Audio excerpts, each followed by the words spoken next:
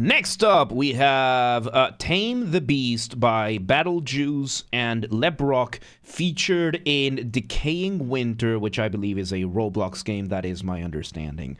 Once again, everybody, this is a Basterd's LFA, a layman-friendly analysis. I'm a professionally trained musician and composer, and my objective here is to explain things in a way so that you don't have to be one to understand what's happened here musically. What's happening here musically. So if you like the sound of that, make sure you're following the channel, subscribe to the channel, whatever term you want to use, like the video, share the video, leave a comment, turn on notifications, become a member. Once again, if we somehow hit 10,000 subscribers before Christmas of 2025, I will take a single fan fiction of the choice of the community, whatever you'll want, and I will fully produce, record, and voice act an audiobook for it. This has to be achieved through legitimate and honest means only. No account duping, no botting, no buying followers, no rat behavior like that. Go instead, share the videos, share the streams, bring people to the community, share with your friends, families, friends, families. Those are two different concepts, by the way. Use the hype function on YouTube. I don't know how it works, but we have people in the Discord that do, led by RPG Warrior, so check it out, link down below. And bring me artists to collaborate with. Do not harass anyone, do not spam anyone, be cool, do not be a rat. Members get early access to the content. I schedule the videos for the week on Saturdays, and if you're a paid member on YouTube, regardless of your tier, you get access to the videos for the week on Saturdays when I schedule them, so become a member today. Disclaimers showing on screen right now, so pause if you want to read them. Otherwise, let's do this. Tame the Beast. Let's go.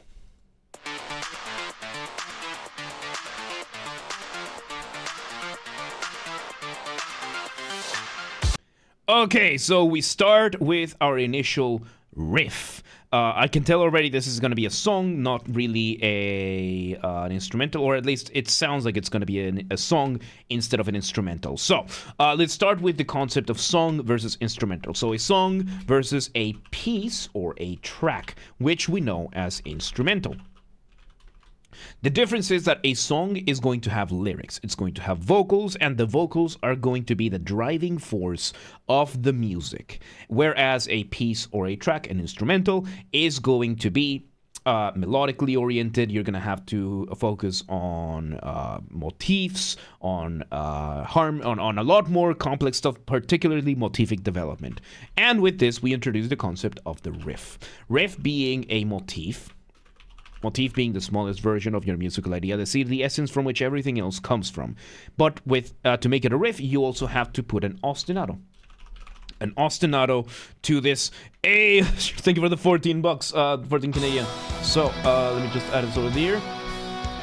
So yes, we have an ostinato, which now in this case is being played what sounds to be both the guitar and the keyboard. And basically we're just going to repeat this a few times. Riffs are a lot more accessible for songs than motifs are, which is why there are so many more musicians nowadays than there were back in the day, because when it comes to composition, motific development is a lot more complicated. Composition by itself is a lot more complicated, which means you need to study a lot more for it. However, you don't need as much musical knowledge in order to be able to make riffs. Besides, we also came with the notation for tabs and things like that, which makes music a lot more accessible to other people, and therefore, yeah. So, with that, let's see where this goes, because we repeat the riff. Which the riff is composed of two main parts. We have arpeggios, which is it's a really cool way of doing arpeggios. Arpeggios being when you play a chord one note at a time. And by the way, this is how you spell arpeggios. Arpeggio. This is how you spell arpeggio. So arpeggios is when you play a chord one note at a time. And the way these work is that we are playing the chords, and what we are doing is we are engaging in accents. So accents in music is not to be able to tell whether somebody is from Germany or Austria or Switzerland. It is for accentuation. Accentuation being we focus on specific places in the rhythm and the melody so that we can at these things. And yes, Valid, I miss them as well. I miss them as well. Celia has been here for the gaming portions, by the way. So, Megumi, I think her computer broke.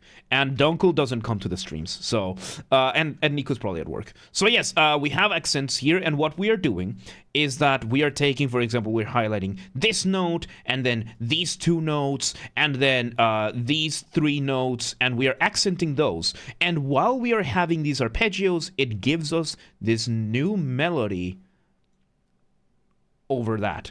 So very, very, very cool way. And of course, now we bring in the drums, we bring in the bass, and it's just accentuating different parts, giving us the entire thing. So James has been in all of his streams. I can't believe it. I know, right? Let's see where this goes.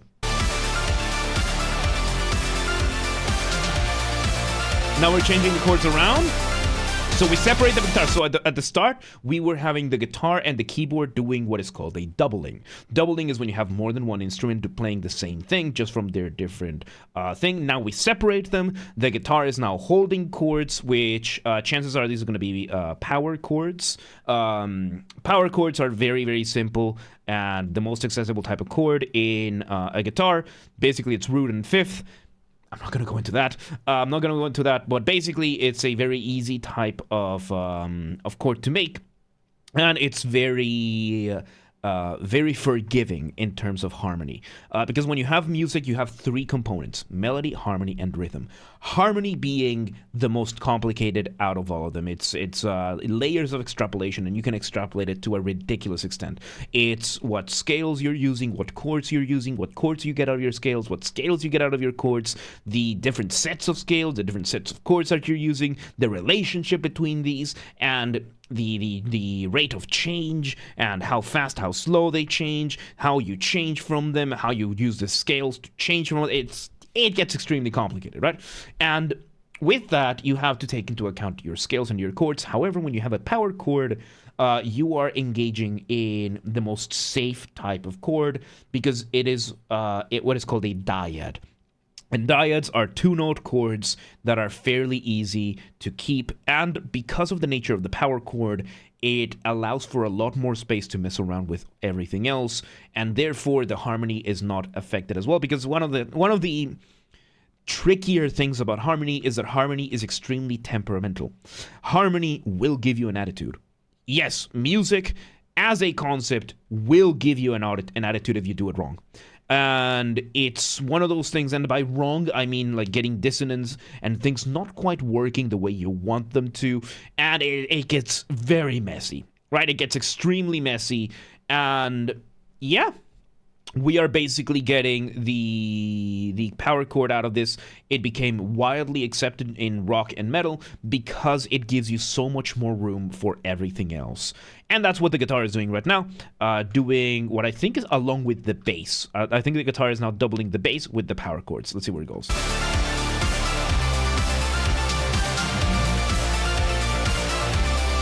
Changing a few more chords, and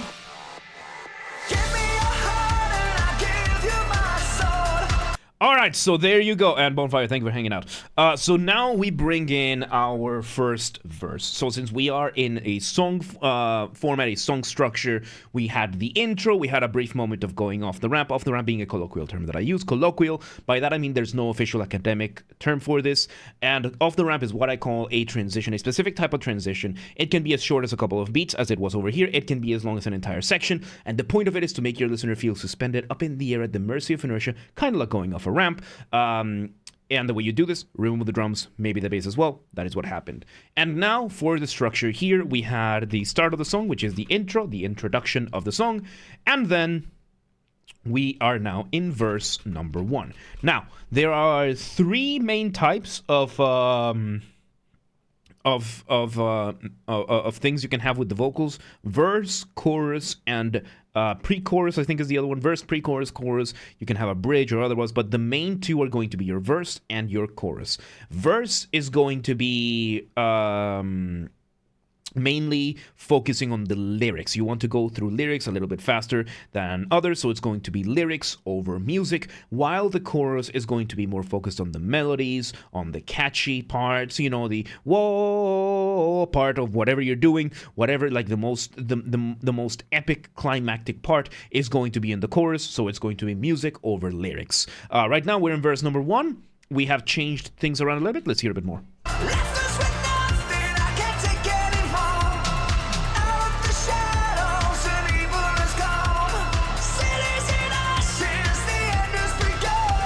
Okay, so we're having the vocals singing its melody for the verse, and in the background the synth is now playing an elongated version of the motif, of the riff. So elongation is slowing things down. The motif that was ba ba ba ba ba ba ba ba ba ba ba ba ba, now it's being slowed, ba ba ba ba ba, that kind of thing. That is elongation. The opposite of elongation being reduction, when you speed something up. So yeah, very nice for the verse. It's very good. It's a very, very good choice, especially since now I hit the microphone, sorry, because now we slow down, and we've slowed it down. Let's see where it goes.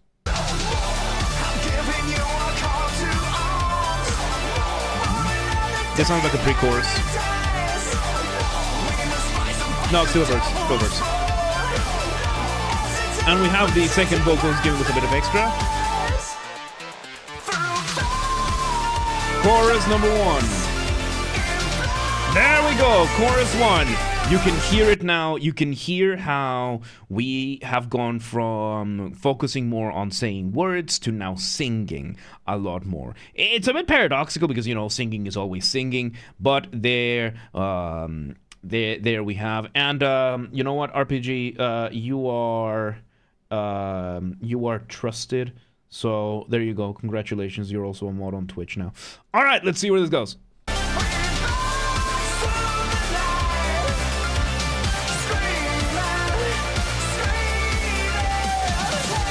And I think now so this is still part of the chorus, the second half of the chorus. I think they call this a hook. You can hear how it's a bit of a change, but the vocals are still mostly the same. And a break now. So this is a break. This is break number 1. And so yes, as you can hear, this is now a break. We have now taken an instrumental break. We're now focusing on the drums, on the bass, switching things up. This could potentially be a bridge. Let's hear a bit more. Let's see where this goes.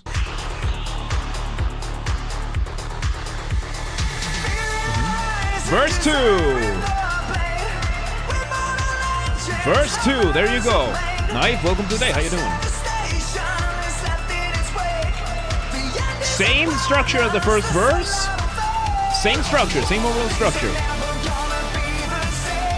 Okay, so first time I didn't hear it, now I hear it a lot more. So after the first verse, we did have a pre-chorus. Pre-chorus 1, and now we have pre-chorus 2. It's a partial escalation, a gray area between the verse and the chorus, which is why it's a pre-chorus. So there you go. And theory of everything. Welcome today. How you doing? So yeah, let's see where this goes. So yeah, you can hear, of course, after the verse, the pre-chorus is not fully there yet, but it is building up towards it. That's the whole point. Let's see where this goes.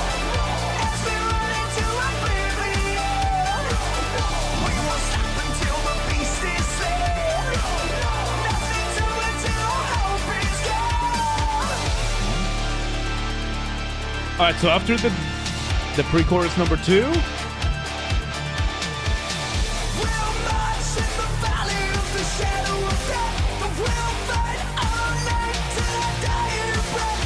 Okay, so this is not a chorus. This sounds like a bridge. So we are doing a bridge, which is kind of like an extension of the pre-chorus. So a pre-chorus 3, so to speak. And yeah. Yeah, what was quote 208? Which one was it? Oh, Right, because it had no attributing person. Anyway, so yes, we are now having, it sounds like we have put a bridge here, which is fairly unusual to put it after the, not that unusual, to put it after the pre-chorus. Yes, you are, Valid. Yes, you are. So, after the pre-chorus, we are now bringing a bridge, which is another contrasting section. It sounds kind of unlike everything we've heard before. It slows things down because now it's going to take down the intensity of everything, so that when we go back to the chorus, the relative space that we cover between the calm and the intense for the climax is going to be greater.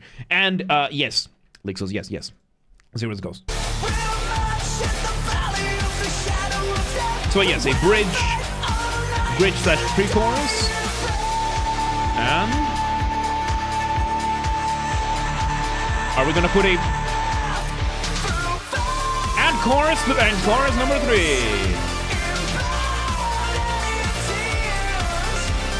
There we go, a chorus number 3. And you can hear this feels a lot more climactic, this feels a lot more intense because of what we did. So chances are after this we're going to have our outro and then it's going to be it. So the way music works, right? You're doing one of two things. You are building tension or you're resolving the tension. This point in between we call a cadence.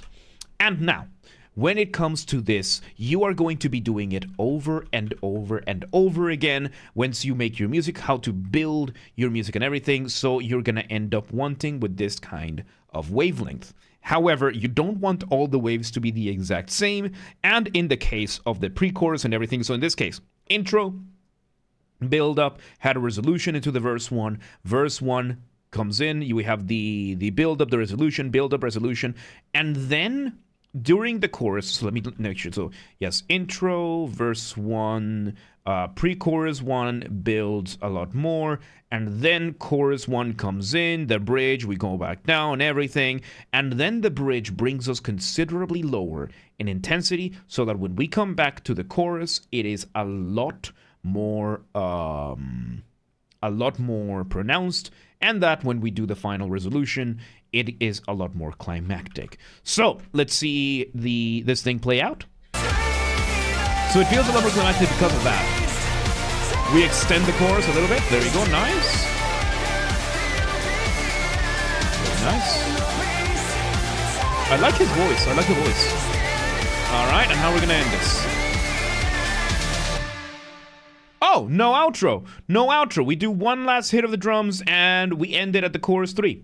We ended at the third chorus. There's no outro here. That was the outro. I guess the chorus number 3 was the outro. We hit the chords one last time. We resolve everything within the thing. We have our cadence, our final cadence. And yeah, taka-boom. It's done. And that's it. That's it. Good stuff. That was good. That was fun. That was a very nice, interesting metal track. A good use of the riff and the motif. And a very, very good, well-structured verse, chorus, verse, pre-chorus, chorus, verse, pre-chorus, break, chorus kind of thing. So pretty good stuff. There you go. That was Tame the Beast by Battlejuice and Lebrock. Featured, my understanding, is in Decaying Winter, a Roblox game. That is my understanding. Once again, everybody, this has been a Basterd's LFA, a layman-friendly analysis. I'm a professionally trained musician and composer, and my objective here has been to explain things in a way so that you don't have to be one to understand what's happened here musically. So, if you're watching this on the YouTube video archive thing, thank you for watching. Make sure you're following the channel, subscribe to the channel, whatever term you want to use. Like the video, share the video, leave a comment, turn on notifications, become a member, all that good stuff. Lucas, welcome today. How you doing? So, once again, if we somehow hit 10,000 subscribers on YouTube before Christmas of 2025, I will take a single fan fiction of the choice of the community, whatever you'll want, and I will fully produce, record, and voice act an audiobook for it. So this has to be achieved through legitimate means only. Legitimate and honest means only. No account duping, no botting, no buying followers, nothing like that. Go share the videos, the streams with your friends, with your families, friends, families, whatever. Those are two separate concepts, by the way. Use the hype function on YouTube. I don't know how it works, but we have a group on the Discord that does. Link down below. Go coordinate with them. And members get early access to the content. Wait, no. Bring me artists to collaborate with. Battlejuice Battlejuice, if you see this and any of you want some guitars or some Mongolian throat singing, I do Mongolian throat singing, I am at your service. All you need to do is reach out to me, DM me on Discord or Instagram, whatever you want. Even in the comments, we can coordinate. I would be more than excited to give you all some Mongolian throat singing or some guitar shredding. That would be awesome. Do not harass anyone. Do not spam anyone. Do not be cool. Be cool though. Do not be a rat is what I'm saying. Members get early access to the content if you're a member. So I schedule the videos for the week on Saturdays, and if you're a member on YouTube, regardless of the tier that you're in, you get access to the videos on Saturdays when I schedule them, because I schedule them on Saturdays. So at least for the LFAs, there you go. If you want to listen to this without me interrupting every 3.5 seconds, I will be linking in the description down below. If you want to request a song and you're not on the live stream, go to the Discord server, link down below, go to the LFA requests channel and follow the instructions on the pinned message. If you're on the live stream, I'm just unpinning the message. You can go ahead and start requesting for the final round of the day. And if you want to catch the streams when they happen live, we aim for Monday through Friday, 6 p.m. Central European Time. If you're not in Europe, just go to the Discord or the Twitch. They're both linked down below. They both have the schedule showing in your local time zone. So if you live in Orlovo and you're like, but what time is 6 p.m. in Hungary? I don't live there. Don't worry. Just go to the Discord or the Twitch, and they both show the stream schedule in your local time zone. And follow the gaming channel. We have a gaming channel because I'm on YouTube. What else could I possibly have?